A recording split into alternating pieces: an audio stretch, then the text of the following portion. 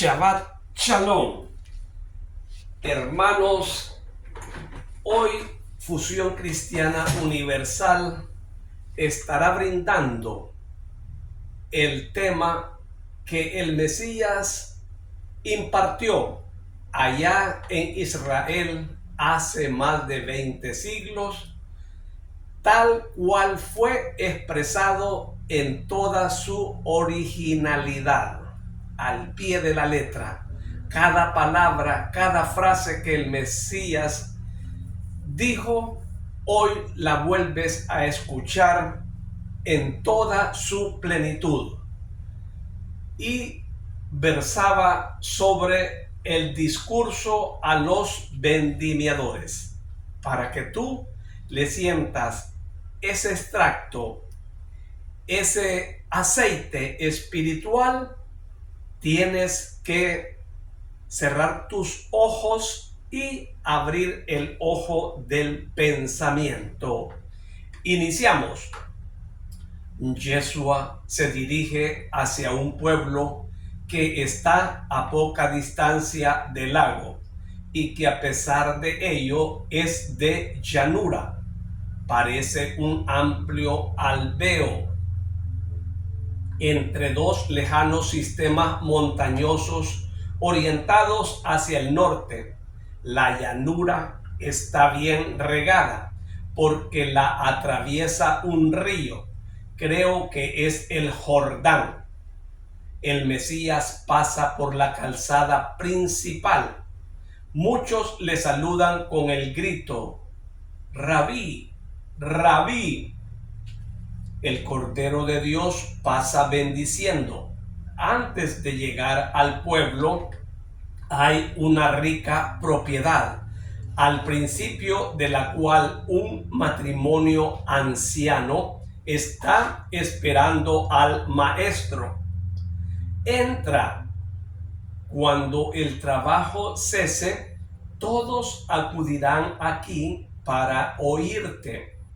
Cuánta alegría llevas contigo, emana de ti y se extiende como la savia por los sarmientos y se transforma en vino de gozo para los corazones. ¿Aquella es tu madre?, dice el dueño de la casa. Es ella. Os la he traído porque ahora también forma parte del grupo de mis discípulos. El último recibido, el primero en orden de fidelidad. Es el apóstol. Me predicó aún antes de que yo naciera. Madre, ven. Un día eran los primeros tiempos en que evangelizaba. Esta madre fue tan dulce con tu hijo cansado que hizo que no llorase tu recuerdo.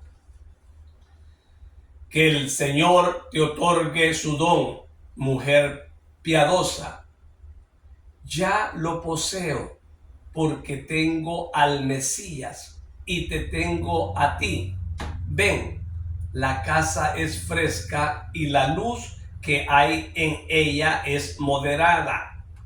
Podrás descansar, estarás fatigada. Solo me supone cansancio el odio del mundo. Seguirle y oírle ha sido mi deseo desde la más lejana infancia. ¿Sabías que era la futura madre del Mesías? Oh, no, si esperaba vivir tanto como para poder oírle y servirle, última entre sus evangelizados, pero fiel. Le oyes y le sirves y eres la primera. Yo también soy madre y tengo hijos sabios. Cuando los oigo hablar, mi corazón salta de orgullo. ¿Qué sientes tú oyéndole a él. Un delicado éxtasis me sumerjo en mi nada, y la bondad que es él mismo me eleva consigo. Entonces veo con simple mirada la verdad eterna, y ella se hace carne y sangre de mi espíritu. Bendito corazón tuyo, es puro por ello, comprende así al Verbo. Nosotros somos más duros porque estamos llenos de culpas. Quisiera dar a todos mi corazón para esto, para que el amor fuera en ellos luz, para comprender, porque créelo, es el amor, y yo soy su madre, y por tanto en mí es natural el amor, lo que hace fácil toda empresa. Las dos mujeres siguen hablando, la anciana junto a la muy joven, siempre muy joven, madre de mi Señor. Mientras Yeshua habla con el dueño de la casa, junto a los tinos, donde grupos y más grupos de vendimiadores vuelcan racimos y más racimos. Los apóstoles, sentados a la sombra de una pérgola de jazmines, saborean con buen apetito uva y pan. Ya declina el día y el trabajo cesa lentamente. Todos los colonos están ya en el amplio patio rústico, donde hay un fuerte olor de uvas pisadas. De casas cercanas vienen también otros campesinos. El maestro sube por una pequeña escalera que da a un ala, una galería de arcos, bajo la cual se conservan sacos de productos agrícolas y herramientas. ¿Cómo sonríe Yeshua subiendo esos pocos peldaños? Le veo sonreír entre el ondear de sus esponjosos cabellos, agitados por una brisa vespertina. Y quisiera saber por qué sonríe de forma tan luminosa. La alegría es esta sonrisa, entra en mi corazón. Muy triste hoy, como ese vino de que hablaba el dueño de la casa confortándole. Se vuelve el maestro, se sienta en el último peldaño, en el punto más alto de la escalera, que se transforma en una tribuna para las más afortunadas oyentes, es decir, para los dueños de la casa. Para los apóstoles y para la Virgen María, la cual siempre humilde, ni siquiera había tratado de subir a ese puesto de honor, sino que la había conducido a él la señora.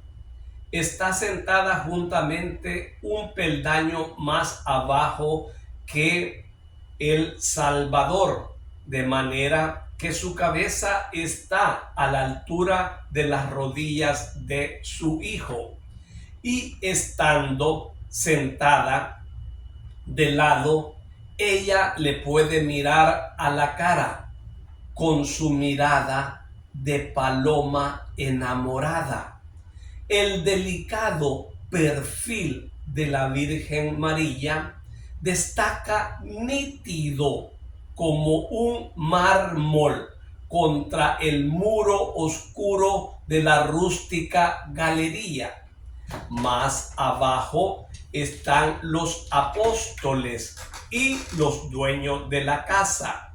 En el patio, todos los aldeanos, unos en pie, otros sentados en el suelo, otros encaramados en los lagares o en las higueras que hay a los cuatro ángulos del patio. Emanuel habla lentamente, hundiendo la mano en un amplio saco de trigo, colocado detrás de las espaldas de la Virgen, su madre. Parece como si estuviera jugando con esos granos o los estuviera acariciando con gusto, mientras con la derecha gesticula sosegadamente. Me han dicho, ven Yeshua a bendecir el trabajo del hombre. Heme aquí, en nombre de Dios lo bendigo. Efectivamente, todo trabajo, si es honesto, merece bendición por parte del Señor eterno.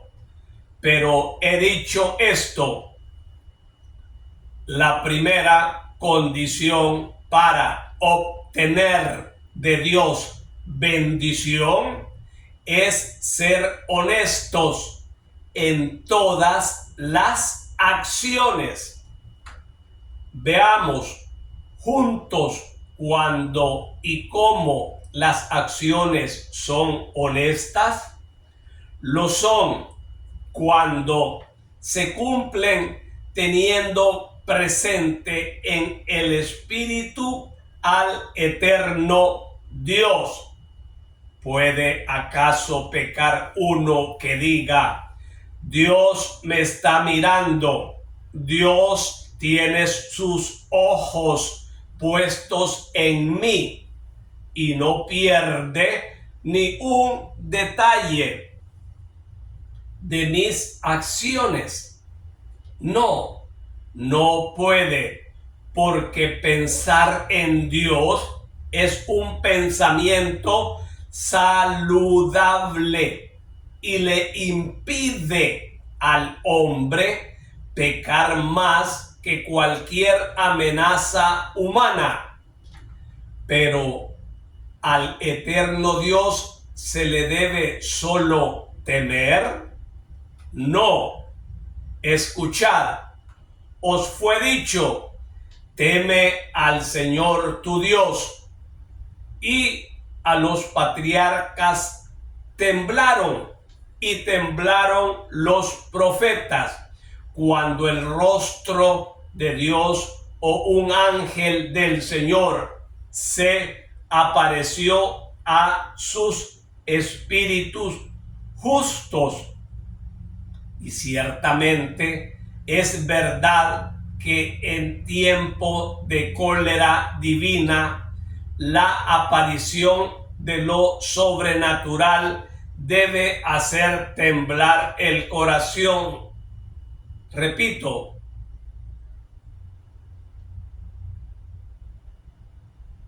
y ciertamente es verdad que en tiempo de cólera divina, la aparición de lo sobrenatural debe hacer temblar el corazón. ¿Quién, aun siendo puro como un párvulo, no tiembla ante el poderoso, ante cuyo fulgor eterno están en actitud de adoración los ángeles, rostro en tierra en el aleluya paradisíaco? Dios atenúa con un piadoso velo el insostenible fulgor de un ángel para concederle al ojo humano poder mirarle sin que se le queden abrazadas pupila y mente. ¿Qué será entonces ver a Dios? Pero esto es así mientras dura la ira.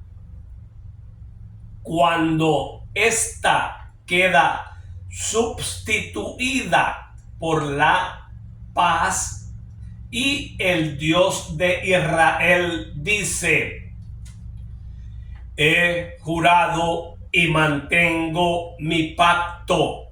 He ahí a quien envío y soy yo, aún no siendo yo, sino mi palabra que se hace carne para ser redención.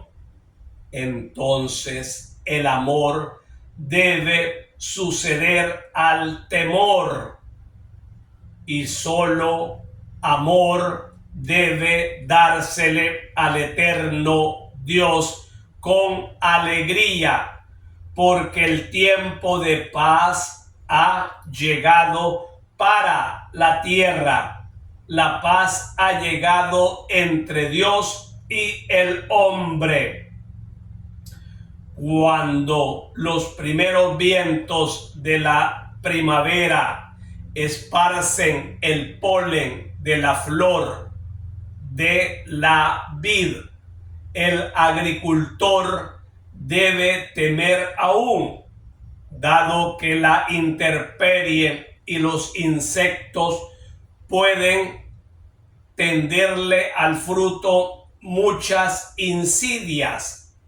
Mas cuando llega la feliz hora de la vendimia, entonces cesa todo el temor y el corazón se regocija por la certeza de la cosecha. El vástago de la estirpe de Jesé, habiendo sido previamente anunciado por las palabras de los profetas, ha venido ahora, está entre vosotros él. Es racimo, ópimo, que os trae el zumo de la sabiduría eterna, y no pide sino ser cogido y exprimido, y ser así vino para los hombres.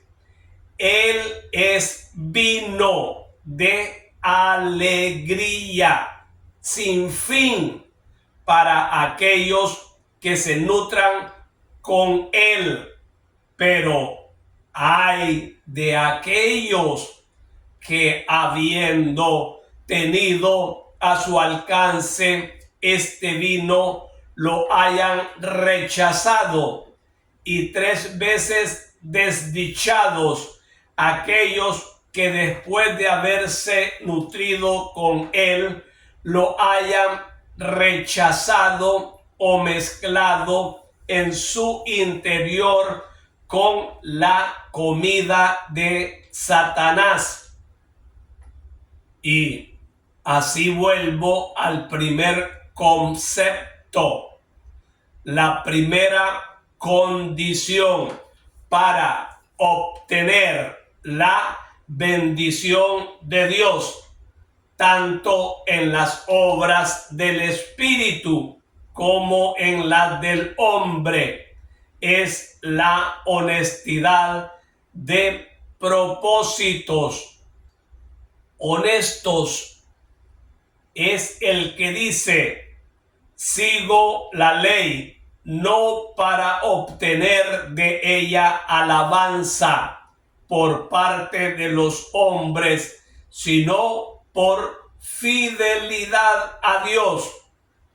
Honesto es aquel que dice: sigo a Cristo, no por los milagros que hace, sino por los consejos que me da de vida eterna. Honesto es quien dice: trabajo no por ávido lucro, sino porque también el trabajo ha sido puesto por Dios como medio de santificación, por su valor formativo, mortificante, preservativo, elevante. Trabajo para poder ayudar a mi prójimo.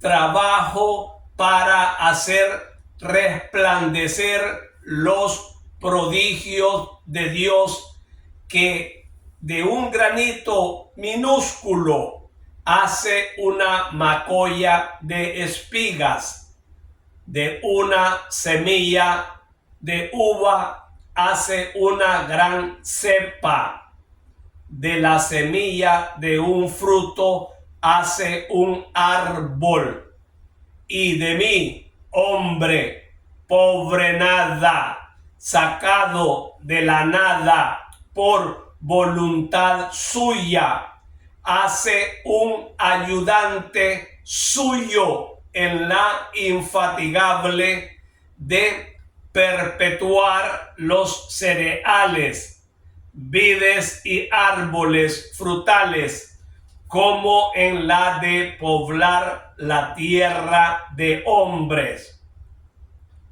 Hay personas que trabajan como hacemilas, pero sin otra religión aparte de la de aumentar sus riquezas, que muere de aprietos y cansancio delante de él el compañero que ha sido menos favorecido por la suerte, que se muere de hambre los hijos de este miserable.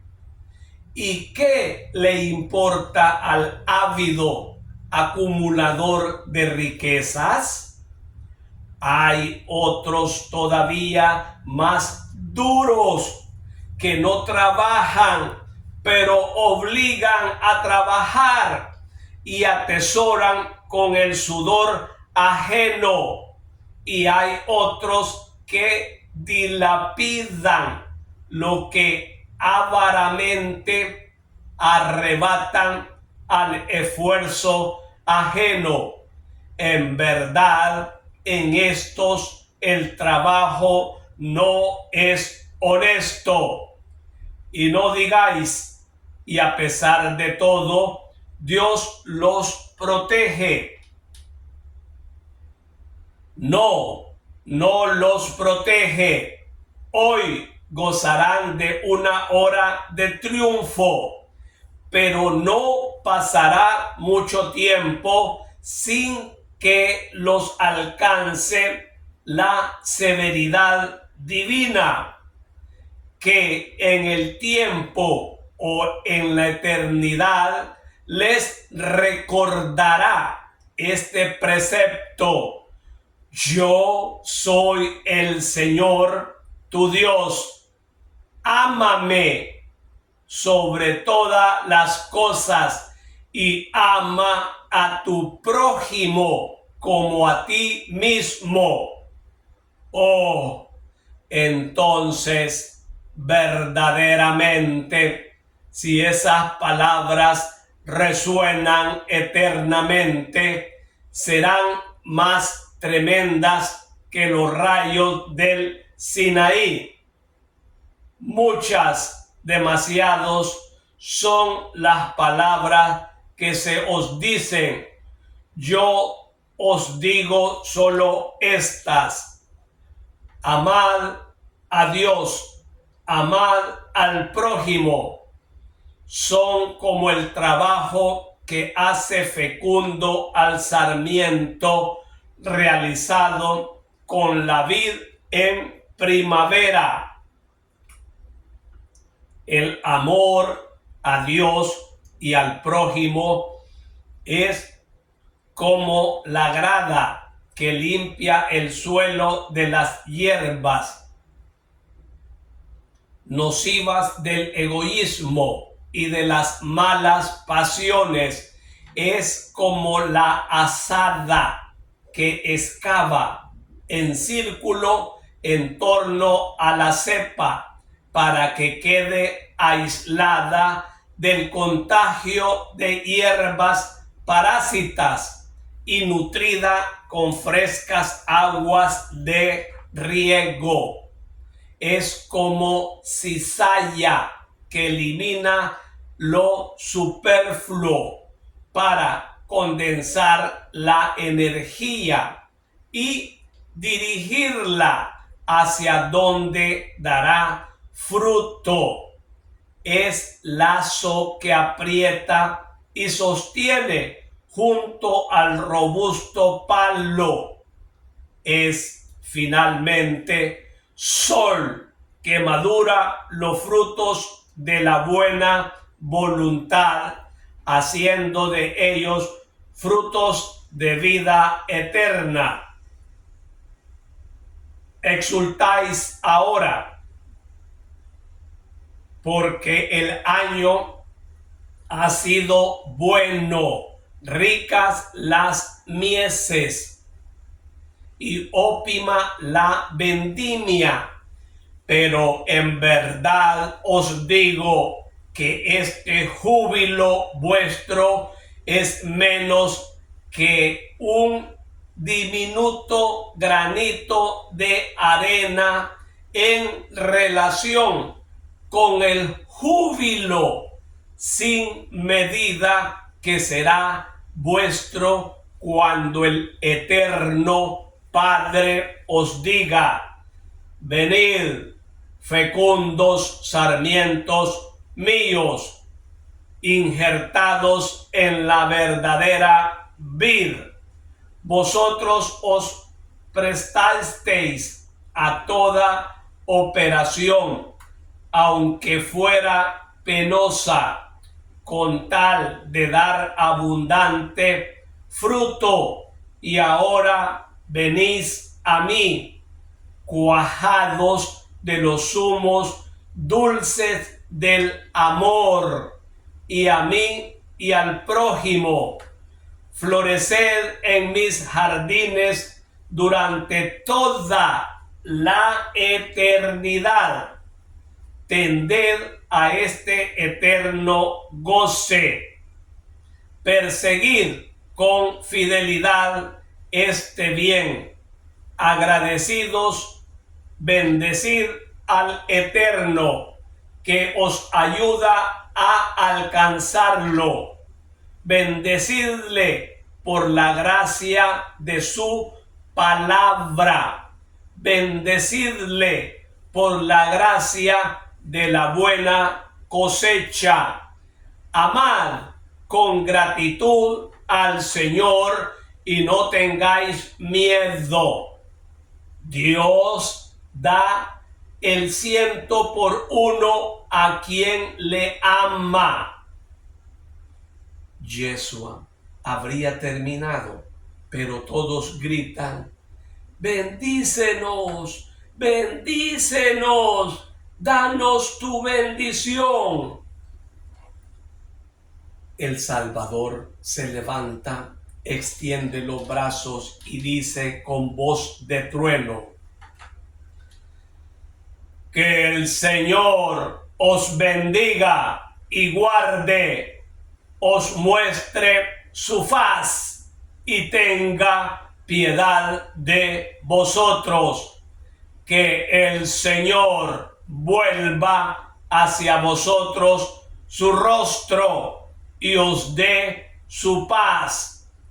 Que el nombre del Señor esté en vuestros corazones, en vuestras casas, y en vuestros campos. Hermanos, esta es la sagrada, gloriosa, bendita palabra expresada hace más de 2000 años exactamente en su patria natal y su pueblo agradecido. Dice: te adoramos, Señor. Hermanos, qué belleza, qué día tan glorioso volver a escuchar esa palabra allá en los campos de Galilea, cuando se estaba en el trabajo de la vendimia, de la cosecha de la vid. Y aquí miramos cómo él anda con su madre en ese primer año de evangelización y cómo ella, como una discípula y apóstol a la vez, cuando su hijo, el Cordero de Dios, habla y lo mira como paloma enamorada, sus ojos están empapados de esa visión y óptica a la vez de estar viendo a la palabra hecha carne. Ella se sienta en un segundo nivel porque los dueños, los ancianos de la casa la llevan cerca de su hijo, el maestro Yeshua. Y vemos aquí lo importante, hermanitos, acá, que ellos le piden que el Mesías bendiga el trabajo del hombre. Y dice él: heme aquí, en nombre de Dios lo bendigo. Como el maestro bendice nuestro trabajo, dice: cuando las acciones son honestas, ¿de quién? De nosotros, del hombre, de la mujer trabajadora. Lo son cuando se cumplen teniendo presente en el Espíritu al eterno Dios. ¿Qué está diciendo allí? Que cuando nosotros nos desinteresamos de ávidos intereses personales como las riquezas, el poder, el dinero, la fama, la fortuna, entonces allí nuestro accionar, nuestro trabajo son únicamente honestos. Y allí es donde nosotros no tenemos absolutamente temor. ¿Por qué? Porque entonces el amor debe suceder al temor.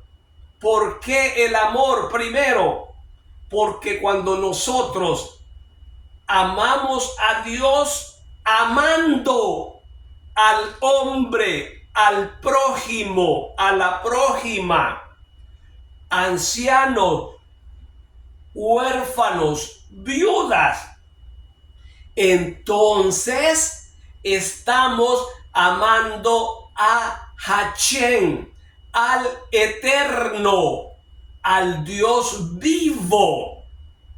Pero aquí hay algo que muchas veces nosotros lo descuidamos.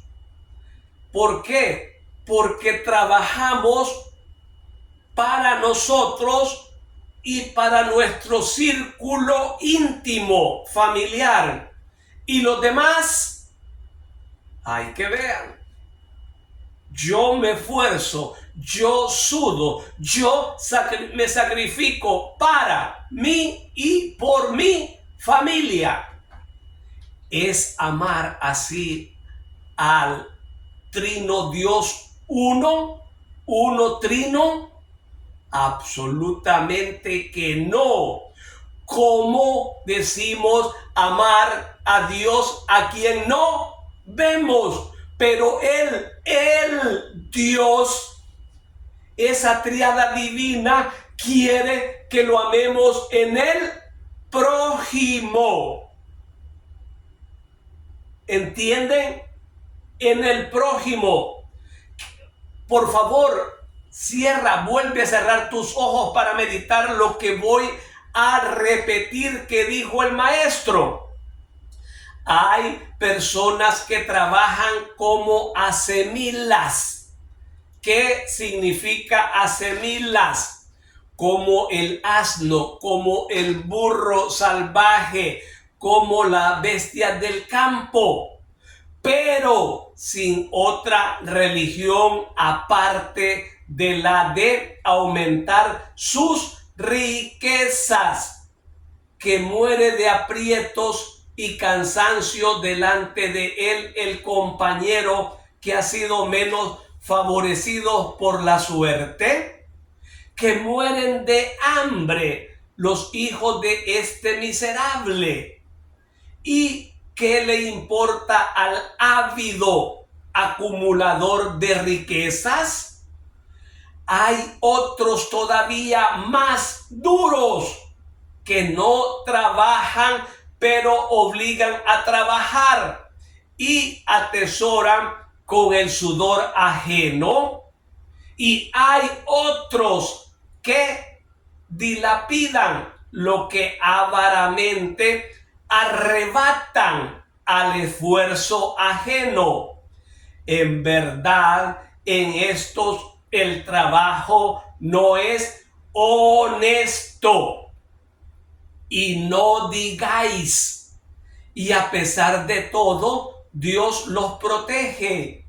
No los protege.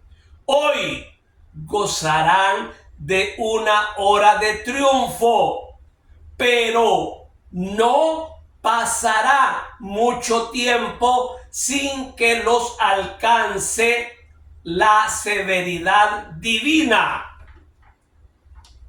Hermanos, ¿será que aquí el maestro no está hablando de aquellos que se aprovechan del diezmo?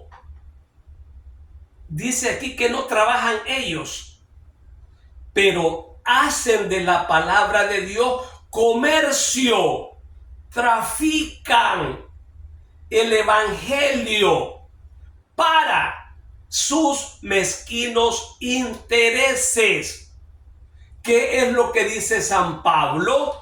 ¿Qué es lo que dicen ellos para acomodar la palabra en beneficio propio?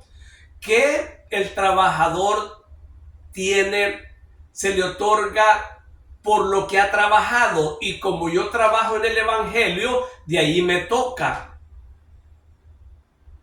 ¿No será hipocresía a la enésima potencia cotejar, convertir la palabra de Dios en la exégesis que les conviene a ellos? Aquí la exégesis de la palabra se convierte en hermenéutica, porque la ponen a favor la palabra, el evangelio, la Biblia, a sus intereses, a su bienestar, para atesorar, para hacer fortuna, para estar en un nivel óptimo de ganancia. Y es por eso que muchos quieren ser ellos estar en el clero, quieren ser ellos líderes. ¿Por qué? Porque miran cómo se benefician a través del sudor del pueblo. ¿Qué dice el Señor? Dice, Dios no los protege a ellos. Hoy gozarán de una hora de triunfo, pero no pasará mucho tiempo sin que los alcance la severidad divina. Con Dios no se juega, señores. ¿Piensan ustedes que llevan la delantera? Sí, aquí en el mundo, pero al morir, allí hay que pagar la factura de lo pésimo, de lo malo que se fue con el prójimo aquí. La iglesia no es una planilla de trabajo. La iglesia, los fieles, no son empleados de una persona. Lean, por favor, pueblo de Dios. Entiendan bien Malaquías 3 del 7 al 12. Traed el diezmo al alfolí. ¿Qué significa alfolí? Graneros. Traer el diezmo al alfolí para que haya alimento en mi casa.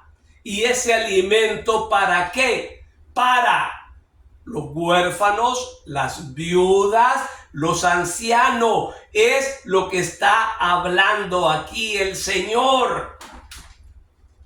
Vuelvo y se lo repito y no me canso. Apóstoles, discípulos, diáspora, prosélitos, seguidores del Mesías, no diezmaron, ni el mismo Mesías nunca diezmó, porque miraban el comercio, el tráfico, el robo que hacían de los productos agrícolas allí en el templo de Israel. Tanto así fue que Dios Padre abandonó al templo de Israel y con la muerte del Mesías se rasgó ese velo, el cual impedía que el pueblo mirara dentro al Sanctus Sanctorum, el lugar santo, el lugar sagrado, y que únicamente el pontífice, en el que solo Anás podía entrar y nadie más. Pero tanto fue así que dijo, esto ahora lo dejo para que mire todo mundo, para que mire las paredes del templo interior y se den cuenta que yo he abandonado el templo de estos diezmadores que eran usurpadores, que eran ávaros, que traficaban con el diezmo, que hacían un mercado dentro de la iglesia, dentro del templo. Por eso el Mesías da un nuevo mandamiento para abolir el diezmo, y es que nos amemos los unos a los otros como Dios nos ama a nosotros. Entonces ya el diezmo ya no se llevaba al templo, sino que el maestro quería que nosotros en primera fila de fuego de amor para con nuestro semejante, para nuestro prójimo, para toda nuestra familia. Y primero, ¿a quién tenemos que favorecer? A nuestros padres, ¿Por qué? Porque es un cuarto mandamiento que el Mesías, cuando vivió en Nazaret, de los 12 a los 29 años, estuvo unido con su padrastro San José y con su madre, la Virgen María. Entonces allí él, con su ejemplo vivo, guardó, enseñó y dio ejemplo de cómo él, como hijo Dios, como hombre Dios, cumplió el cuarto mandamiento de honrar a sus padres en la tierra.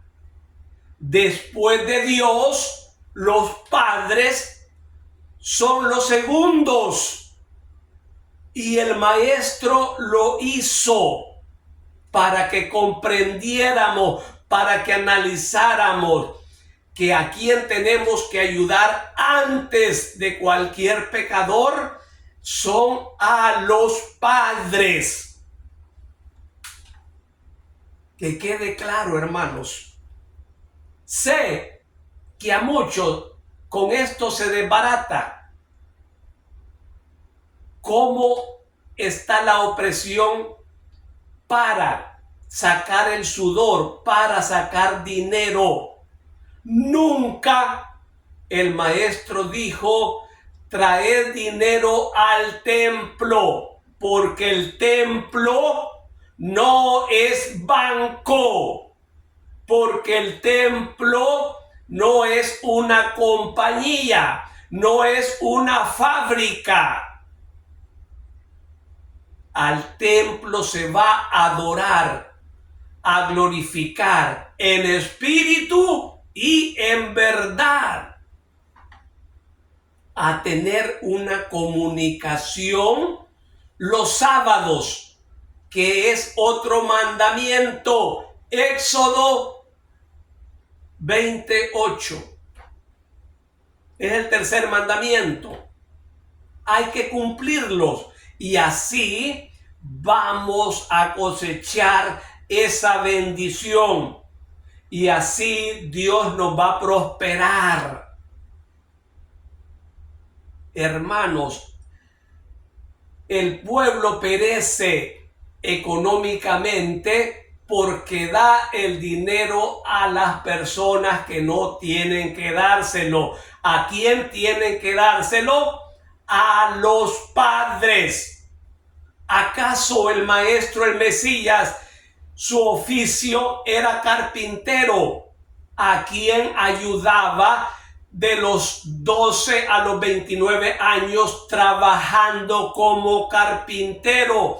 A sus padres. Despierten, por favor. Ya no se dejen ustedes succionar por lisonjería, por palabras. Nadie se va a salvar porque dio el diezmo. ¿O dice la Biblia, dígame lo contrario, que dando el diezmo vamos a la patria celestial? No. Y entonces los pobres no van a poder ir, porque muchos no tienen ni para ellos mismos. ¿Y cómo van a ofrendar? ¿Cómo van a dar? Cuando, si ellos no tienen para sí mismos, ni mucho menos para quien se los pide. Reflexionen, analicen.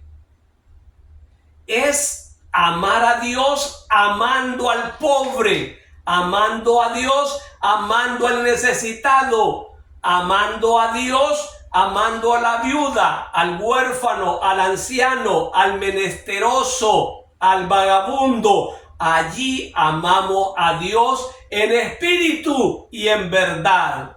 Accionemos, hermanos, y a su nombre gloria, y a su gloria más gloria. Nos vemos el próximo Shabbat, si Dios lo permite.